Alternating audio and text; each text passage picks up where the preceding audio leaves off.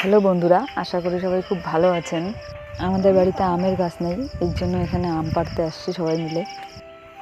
পারো পারো দোকান পড়ছে।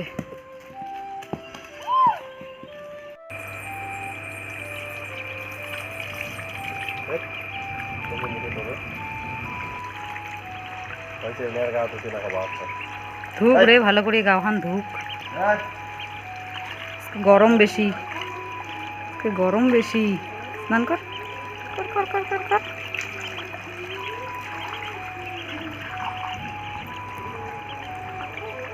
পালাস কুটে, পালাস কুটে।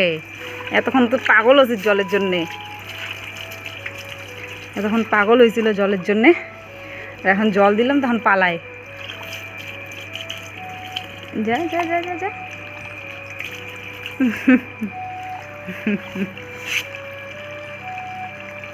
সুইচটা বন্ধ কর ভাই, সুইচটা বন্ধ করে দে। বাস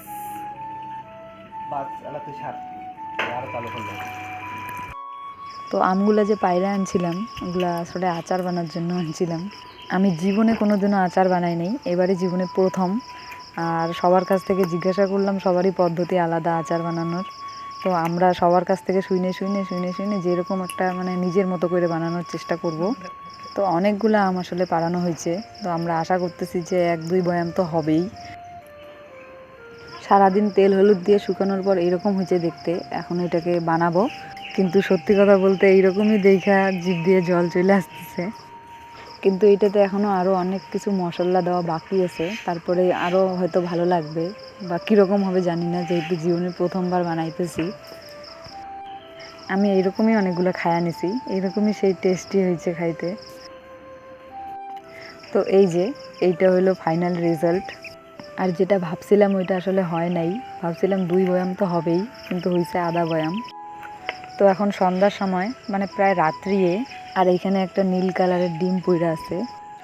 তো স্বাভাবিকভাবেই এটা কোনো মুরগির ডিম তো না, এর জন্য আমি এটাকে এখন নিয়ে যাব, কারণ যেই পাখিরই ডিম হোক, ওই পাখিটার আর সম্ভব না এটাকে গাছের উপরে নিয়ে গিয়ে এটাকে আরও বাঁচানো।